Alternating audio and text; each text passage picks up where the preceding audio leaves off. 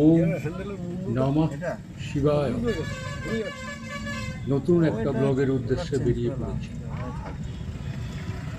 অবশ্যই শিব মন্দির, যেখানে সচরাচর কেউ যায় না। আপনারা অনেকেই হয়তো এই জায়গাটার নাম শোনেন। বড়জোড়া মোড় থেকে ডান দিকে ঘুরে গেলাম গঙ্গাজল ঘাটি অমরকানন যাওয়ার রাস্তা।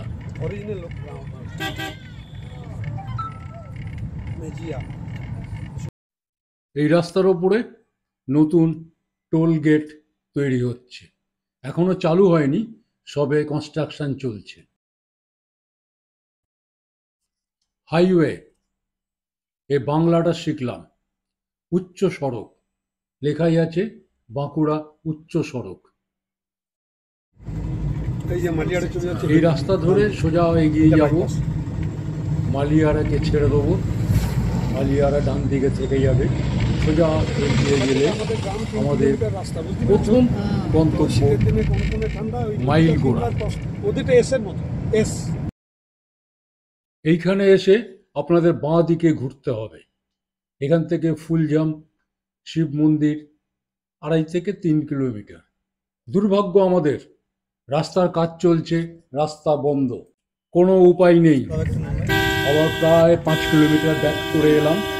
ব্যাক করে এসে ঘনশ্যামপুর, যে গ্রামে যাওয়ার রাস্তা, ঘনশ্যামপুরে রাস্তা ধরলাম।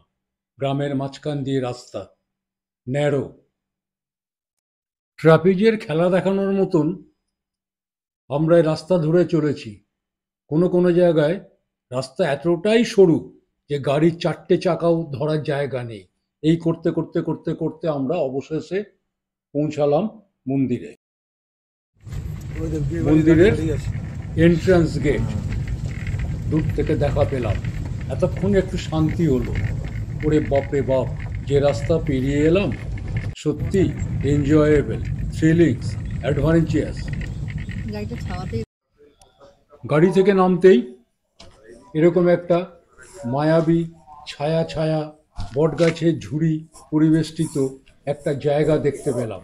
প্রথমে হকচকিয়ে গেলাম, কোন দিকে যাব কোন দিকে যাব না। চারিদিকটা একবার ঘুরে তাকিয়ে দেখে নিচ্ছি। একটা বিশাল বটগাছ। মন্দিরের ভেতরে যাওয়ার আগে আগে বাইরেটা ঘুরে দেখি। ফুলজাম শিব মন্দির, বহু প্রাচীন মন্দির। বজরংবলী মন্দির। মা কালী।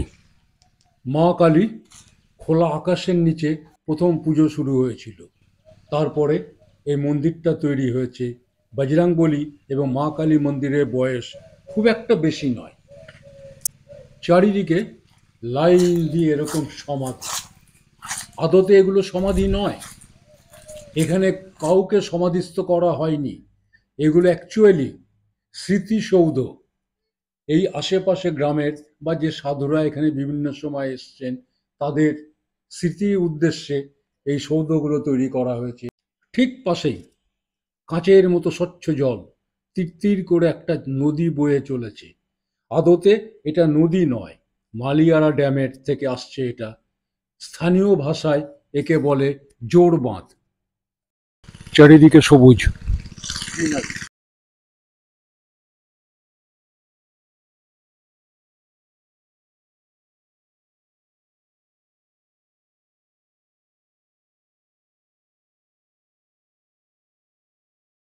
এই তিনটেই সত্যি সমাধি।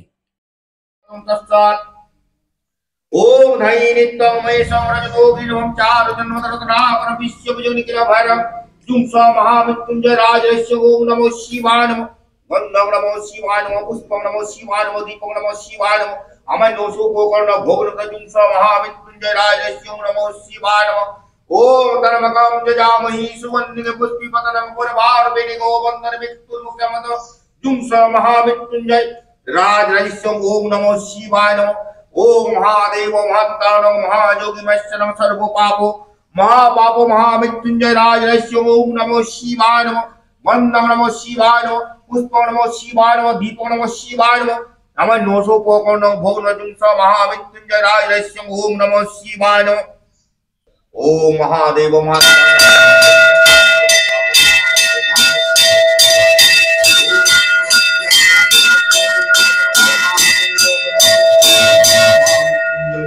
রাজরস্য ওম নমঃ শিবায় নমঃ ওম দক্ষিণাস মানসিক সপরিবার সর্বজন সর্বমঙ্গল কামনা শিব পূজা কর্মী। এটা তো আগে রাজার ছিল, রাজার সব তো তখন ছিল, তো রাজা ছিল তখন রাজার সঙ্গে মামলা চলেছে। আমাদের দেখা মতলব এটা মাঠ ছিল প্রথমে, একটা মাঠ, হ্যাঁ কৃষি জমি ছিল একটা। কৃষি জমি থাকার পর একটা বেল গাছ থাকে তার তলে, চাষিরা চাষ করতে সে বেল গাছের তলে এই নন্দী মহারাজকে দেখতে পায়। ঠিক আছে, নন্দী মহারাজ তখন জানে না কেউ কিছু যে নন্দী মহারাজ বলে। কোদাল যখন মারা হয়, কোদাল মারার পরে ও বাড়ি চলে যায়, বাড়ি চলে যাওয়ার নাকে রক্ত ওঠে, তার স্বপ্ন দেখায় বাউন দিয়ে স্বপ্ন দিয়ে বাউন হাতে পুজোর মানে ঠাকুর দাতে আমার হাতে। ঠিক আছে, তখন রাজার ব্যাপার, তখন সবকিছুই মালিয়াড়া রাজা, গোপাল রাজা। তাহলে মালিয়াড়া সব, তাহলে মালিয়াড়ার সঙ্গে আমাদেরকে স্বপ্ন দিয়েছে যে মালিয়াড়ার সঙ্গে রাজার সঙ্গে মানে মামলা চলেছিল তোমার কোর্টে বাঁকুড়ায়। তো ওই কোর্টের ডিগ্রি আমরা পেয়েছিলাম। তো রাজা তখন আমাদের একটা বলেছিল, ঠিক আছে তোমরা যখন পেয়েছ, তোমরা ডিগ্রি জিতেছ, তাহলে তোমরা আমি একটা ইয়া করছি মানে নিবেদন করছি, সেই নিবেদনটি তোমাদের রাখতে হবে। তো বলেছিল আমাদেরকে ঠাকুর টাইটেলটি দিয়েছিল তখন থেকে রাজা আমাদেরকে, ওই ঠাকুর টাইটেল তখন থেকে আমাদের। না মন্ডল কেন থাকবে, আমাদের বন্দ্যোপাধ্যায় ছিল, আমাদের বন্দ্যোপাধ্যায় ছিল, হ্যাঁ ব্রাহ্মণ বন্দ্যোপাধ্যায় ছিল, মানে ঠাকুর টাইটেল দিয়েছে, তাই তখন থেকে আমরা ঠাকুর সবাই। হ্যাঁ মন্ডল ব্রাহ্মণ আছে। এই পাশে বাবার নন্দী ভিড়িঙ্গি, নন্দী মহারাজ ভিড়িঙ্গি আর মহাদেব ভোলেনাথ। একটু মহাদেবকে দেখা যাচ্ছে না তো? হ্যাঁ মহাদেবকে দেখাচ্ছি, এটা ধরো, ধরে থাকুন, অসুবিধা নেই। এই ও মহাদেব আমাদের ভোলেনাথ, হরার মহাদেব। এই ও ভোলেনাথ, ভোলেনাথ, আচ্ছা, ভোলেনাথ নন্দী ভিড়িঙ্গি তিনজনে বিরাজ করে উঠেছে একদম। কাশী বিশ্বনাথ যা এখানে তাই একদম একই জিনিস সেম। আমাদের নন্দী মহারাজ ফাটা আছে, ওখানে ফাটা নেই, এইটা হচ্ছে ফারাক। সেই কোদালের মাঠ, হ্যাঁ কোদালে বাট মানে কোদালটা লোড ছিল, কোদাল লড়তে লড়তে মেরেছিল এটাতে, তখনই বাবার কাছে এই গল্পটা শুনেছি। হ্যাঁ তারপর মুখে রক্ত, মুখের রক্তটা স্বপ্ন দিয়েছিল। আচ্ছা, এটা এতটা নিচুতে কেন? হম ওটাই তো আসল জমির লেভেল। ওইটাই তো লেভেল, ওটা বরাবরই এই কমিটা। আচ্ছা, হ্যাঁ এই যে স্টাইলটা পাল্টানো হয়েছে। ঠিক আছে, তখন চুনসুরকি ছিল, চুনসুরকি স্টাইল মোজাক হইলো, মোজাকের পর এখন স্টাইল হয়েছে এটা। এটা বয়স কত মন্দিরটা? মোটামুটি এখন ধরুন 200 বছর, 200 বছর। তার এখন একটা কুয়া বেরিয়েছে এখানে বর্তমান ইয়াতে। কুয়াটা যেটা বাঁধানো আছে, সে কুয়াটা হচ্ছে তোমার কাঠের পরিণত, কাঠটা কয়লার পরিবর্তন হয়ে গেছে।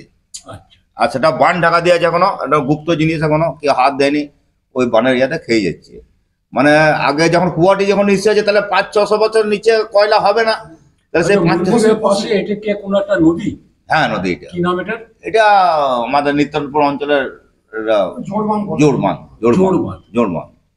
আর ও পাশে রামনারায়ণ রাম যেটা আশ্রম দেখলাম, সেটা কি মন্দিরের সঙ্গে? ওই সাধু থাকে যেটা। হ্যাঁ হ্যাঁ হ্যাঁ মন্দিরে সব বাবার এখানে যা আছে সব বাবার, আচ্ছা, সব বাবার এখানে। আমাদের এখানে কিছুই নেই, সব বাবার। ঠিক আছে। আপনার নামটা কি? আমার নাম চঞ্চল ঠাকুর। আচ্ছা, এখানে অনুষ্ঠান কি কি হয়? অনুষ্ঠানে গাজনে আমাদের বিশাল ইয়া হয়, বাউল টাউল এইসবগুলো হয়, বাউল হয়, কীর্তন হয় এখনকার ইয়াতে। প্রতি সোমবার। আর প্রত্যেক সোমবার দুটো আছেই বাবার মেলা। আজকের দিনটা হচ্ছে রবিবার। এটা হচ্ছে এন্ট্রান্স গেট আমার সামনে। সোজা এখান দিয়ে ঢুকে এসে বাবাকে এখানে পুজো দেবেন। হয় এই গেটটা দিয়ে, না হলে ওই গেট দিয়ে বেরিয়ে যেতে হবে। আজকে রবিবার বলে একদম ফাঁকা। সবাই জানেন বাবার পুজো হয় প্রত্যেক সোমবার, এবং গাজন, শিবরাত্রি এইগুলোর সময় প্রচণ্ড প্রচণ্ড ভিড় হয়, তখন এখানে ঢুকতে পারবেন না।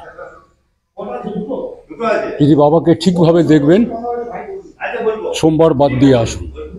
আর যদি ভিড় দেখবেন, তাহলে সোমবারে আসুন। রাধাকৃষ্ণ মন্দির ঠিক বাবার যে মন্দির, তা উল্টো দিকেই। এই জায়গাটা মানে এটা একটা আশ্রমের মতন। এখানে একজন সাধু আছেন যিনি একসময় দুর্গাপুরেই থাকতেন। তিনি রাধাকৃষ্ণের পুজো করেন এবং আপনারা যদি আসেন এখানে থাকার বন্দোবস্ত, খাওয়ার বন্দোবস্ত এনাদের মুখে শুনলাম, কিন্তু খুব একটা ভরসা হলো না। জায়গাটা খুবই সুন্দর, বাবা খুবই জাগ্রত, কিন্তু থাকা এবং খাওয়া এটা আমার খুব একটা আশাবাদী আমি নই। অতএব সেই ভাবনা চিন্তা করেই বাবাকে দর্শন করতে আসবেন। রাধাকৃষ্ণর পূজা, যার কথা বলেছিলাম তিনি হচ্ছেন এই মন্দিরের পূজারী এবং এই আশ্রমের রক্ষাকর্তা। 20-22 বছর হলো আছে। এইসবে দেখতে নেই, যেটুকু পাচ্ছি গোবিন্দর আশীর্বাদে। এদিক ওদিক ভক্তদের কাছ থেকে অনেক দূর দূর থেকে আসে এখানে ভক্তরা। এই জন্য এইসব করছি, গোবিন্দর নাম করছি আর কি। আপনার বাড়ি কি এখানেই ছিল? না না, আমার বাড়ি দুর্গাপুর ওয়ানে, জন্মস্থান আর কি। দুর্গাপুর কোথায়? জন্মস্থান দুর্গাপুর ওয়ানে। কোথায়? দুর্গাপুর ওয়ানে মানে ওই দুর্গাপুর বাজারে ছিল আগে, তারপর এখন ওই সুভাষপল্লীতে। আচ্ছা, আমরা দুর্গাপুরেরই লোক। ও, এখানে কবার পুজো করেন? আমি এখানে সকাল সন্ধ্যা সবসময় রয়েছি। আপনি কতদিন আছেন এখানে? এখানে আমি 20-22 বছর আছি। এইখানে হ্যাঁ 22 বছর? হ্যাঁ আমার বাড়ি ছকুরডাঙ্গা, এই পাশের গ্রাম। হ্যাঁ, তাহলে আসতে হয়তো। দুর্গাপুরে চাকরি সূত্রে বসবাস করি, এখন দুর্গাপুর থেকে এসেছি। আচ্ছা আচ্ছা। হ্যাঁ, আমাদের এখানে আড্ডা ছিল, যেমন মাটির ঘর, খড়ের চাল ছিল। ওই জুলু গোসাই আসতো তো, ওগুলো। ইলেকট্রিক ছিল না, হ্যাঁ না কোনো জল কলের ব্যবস্থা ছিল না। না না, আমি যখন আসলাম তখন ইলেকট্রিক সে বছরই এলো। ইলেকট্রিক এসছে, অরবাজ ভাই ওটাকে বন্দোবস্ত করে দিয়েছিল। সবটাই অরবাজ ভাইয়ের দান, না সবটাই বলা যাবে না, ম্যাক্সিমামটাই। এই যে মন্দির ওই মন্দিরটাই সংস্কারের ব্যাপার। ওই মাইলগোড়া থেকে রাস্তাটা, মালিগড় থেকে রাস্তাটা কতটুকু করেছে আমি জানি না। মাইলগোড়া থেকে রাস্তাটা পুরো ওই ফুলজাম পর্যন্ত পিচ। না, ওটা তো ডিবিসি করেছে শুনেছি। ডিবিসি করেনি, ওইটা অরবাজ ভাইয়ের প্রচেষ্টা। যাই হোক, এরকম মুখের সামনে ধরুন তাহলে কথা। এইরকম অনেকেই আর কি আছে, যাই হোক, হ্যাঁ। অনেকেই করেছে। যাক, সবার সহযোগিতাতে তো এখন অনেক হয়েছে, উন্নত হয়ে গেছে পরিবেশ। এখন অনেকটা চেঞ্জ হয়ে গেছে। পরিস্থিতি পরিবেশ এখন এমনি লোকজন আসে এখানে। হ্যাঁ, সকাল নাহলে এইসব হচ্ছে কি না না না, আমি তা বলছি না, বলছি আপনি যে থাকেন একা একা, হ্যাঁ, আর কোনো অসুবিধা হয় না তো? না না, অসুবিধা কিছুই তো আমি বুঝতে পারি না। সারাদিন এই গোবিন্দ সেবা নিয়ে মেতে থাকি তো, সুবিধা অসুবিধার ব্যাপার নেই আর। বিয়ে, অন্নপ্রাশন, উপনয়ন সবকিছুই হয়। হ্যাঁ, ওই বাবা শিবের মন্দিরে সবকিছু হয়। এটা আমাদের আমলে ছিল না, যখন আমরা স্কুলে পড়তাম, হ্যাঁ গ্রামে ছিলাম, হ্যাঁ, তখন এইসব ছিল না। না তখন এই সোমবার সোমবার পুজোর ভিড়, হ্যাঁ, আর চৈত্র সংক্রান্তি গাজন। এখানে আসার রাস্তাও ছিল না তো। হ্যাঁ, তখন রাস্তাঘাট কিছুই ছিল না। না, ঠিক আছে, আস্তে আস্তে ঠাকুরের আশীর্বাদে সব ভালো হচ্ছে। থাকুন। মহিলাদের জন্য আলাদা ব্যবস্থা আছে। জোর বাঁধে স্নান করে ড্রেস চেঞ্জ করার জায়গা খুব সুন্দরভাবে করা আছে।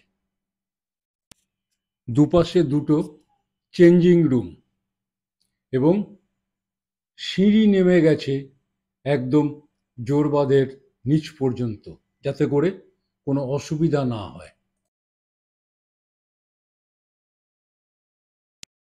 জোরবাঁধের দিক থেকে যদি দেখেন বা স্নান করে যখন আপনি উঠে আসবেন, বাবার উদ্দেশ্যে যাবেন, ঠিক সামনে এরকম একটা দৃশ্য চোখে পড়বে। একটা ছোট্ট নাট মন্দির, চারিদিকে বটের ঝুড়ি নেমেছে এবং আর কয়েক বছর পরে মূল গুড়িটাই হারিয়ে যাবে। যখন এই ঝুড়িগুলো মাটিতে ছোবে বা মাটির ভেতরে প্রবেশ করবে, এক একটা কাণ্ডর আকারে হবে, তখন এই জায়গাটা চেহারাটাই বদলে যাবে। আমরা আবার একসঙ্গে বেরিয়েছি। উদ্দেশ্য শিব মন্দিরে ওদের পুজো দেওয়া, এবং এই রাস্তাটা দিয়ে গেলে ওদের গ্রাম, জাস্ট নদীটা পেরিয়ে হেঁটে গেলে খুব বেশি হলো 5 মিনিট। গ্রামটার নাম হচ্ছে ছকুরডাঙ্গা। একটু আগে শুনলেন যে নেপাল থেকে ফেরার পর একটা দুর্ঘটনায় পড়েছিলাম, তো প্রায় 5 মাসেরও বেশি হয়ে গেল। এই 5 মাসের বেশি এখন একটু সুস্থতা অনুভব করার জন্য আজকেই প্রথম বেরিয়েছি বন্ধুকে নিয়ে। আমাদের গ্রাম সংলগ্ন যে শিব মন্দির, সেই শিব মন্দিরের ভিডিওগ্রাফি কভার করার জন্য ওর বিশেষ আগ্রহ, সেই আগ্রহ দেখেই আমি ওকে নিয়ে এলাম। এবং প্রথম বাবা মহাদেবকে স্মরণ করে প্রথম আমার এই অঘটনের পর প্রথম আমার যাত্রা। ওম নম শিবায়। বাবাকে পুজো দিয়ে বাবার মন্দির তৎসংলগ্ন যে আশ্রম চারপাশটা ঘুরে দেখে নিয়ে বাবার আশীর্বাদ নিয়ে আমরা এবারে ছকুরডাঙ্গা যে গ্রাম, মানে আমার বন্ধু মনোরঞ্জনের যে বাড়ি, ঠিক এই জোরবাঁধের উল্টো দিকেই। আমরা হেঁটেই আসতে পারতাম, কিন্তু রিস্ক নিলাম না, অতএব আবার গাড়ি চেপে পড়েছি, রওনা হচ্ছি ছকুরডাঙ্গার উদ্দেশ্যে। আবার সেই রহস্য রোমাঞ্চ ঘেরা রাস্তা, ওই রাস্তা দিয়েই আমরা ফিরে যাব। বাবার আশীর্বাদে আপনারা সবাই ভালো থাকবেন। একসঙ্গে বলুন ওম নমঃ শিবায়।